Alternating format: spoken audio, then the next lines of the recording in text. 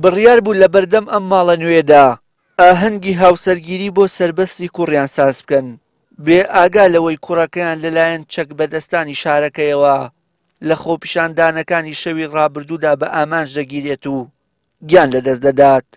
خێزانەکەی سربەستی کۆچکردوو باس لەوە دەکەن کوڕەکەیان کارمەندی پاکەرەوە بووە لە یەکێک لە نەخۆشخانەکانی دەربەندیخان و 3 مانگ بۆ موچەی وەرنەگرتووە و ئەویش وەک تەواوی گەنجانی شارەکەی چۆتە سەر شەقام و داوای مافی ڕەوای خۆی کردووە.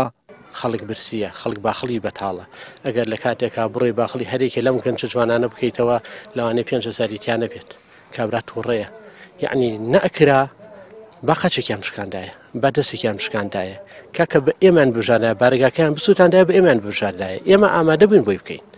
یعنی ئەم گەنجە کارگوزار بۆ لە نەخۆشخانەی شەید تۆفیق لەگەڵ ئەوە 3 مانگە موچی وەرنەگرتووە. ئەیش تووڕەیە، ئینسانە، مافی هەیە. یعنی نەئەکرا بە شوێکی تر بێ، نەئەکرا خاچێکی بشکێنن، فیشەک بەر سنگی کەوتووە دڵی بڕیوە، بەر دڵی کەوتووە 4 سانتین و نیو چوەتە ناوە. بنەماڵەکەی ئامادەنین سکاڵای یاسایی لەسەر تۆمەتبارانی ڕووداوەکە تۆمار بکەن چونکە گومانیان لە سەروەری یاسا لەم هەرێمەدا هەیە و دەڵێن دڵنیاین دادگا ناتوانێت و نایەوێت ماف بۆستەم لێکراوان بگەڕێنێتەوە.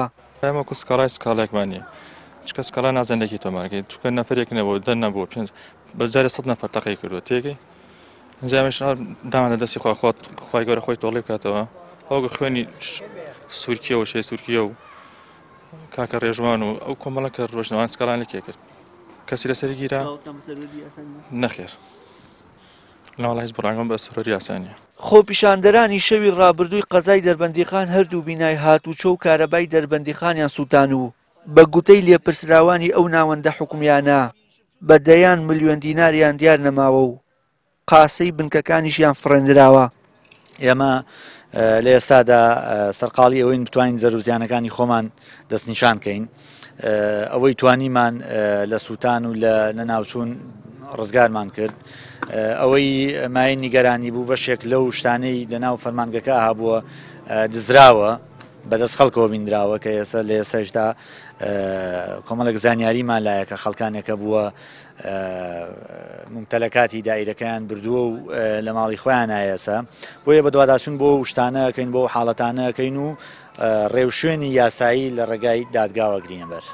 بەڵێ دیارە دوای ئەو بارودۆخی کە لە شەوی ڕابردووە بۆ لە قەزای دەربەنیخان بەداخەوە یەکێک لە فەرمانگە گرنگە خزمەت گوزارەکان کە فەرمانگەی کارەبای دەربەنیخان و چاکسازی دەربەنیخانە پەلاماردراوە وەکو ئەبینین لە چاوی کامێرەکانتانەوە کۆمەڵی زەرور و زیانی زۆر لەم فەرمانگەیە کەوتووە توانم بڵێم بە شێوازێکی تەواو لە کار کەوتووە جگەل لە بیناوەکو هەیکەلما بێتەوە ئامێرەکانمان ئەو پێداویستانەی کە لە بەردەستمان بوون ئۆتۆمبیلێکی 3 تەن پیکابێکی 1 تەن ئەمانە هەمووی بەرزەرر و زیان کەوتون و هەمووی لە کار کەوتون کە دیار ئەمانە بەردەوام لە خزمەتی خەڵکا بوون و ئەوانەی کە ئەم کارانەشیان کردووە کە لە سووتان کە لە تێکدانی ناو دایرە و زەرر گەیاندن بە هەموو سیستمی کارەبا ئێمە ڕۆژانە لە خزمەتی ئەوانی شابووین و لە خزمەتیان نابینە بەرەوەی ئەرکی پیرۆزی ئێمە خزمەتکردنی کۆمەڵانی خەڵک. لە خۆپیشاندانەکانی ئەم دوایی قەزای دەربەندیخان خۆپیشاندەرێک بووە قوربانی و 14 دیکەش بریندار بوون. وشیار محەممەد کەناڵی ئاسمانی پەیام دەربەندیخان.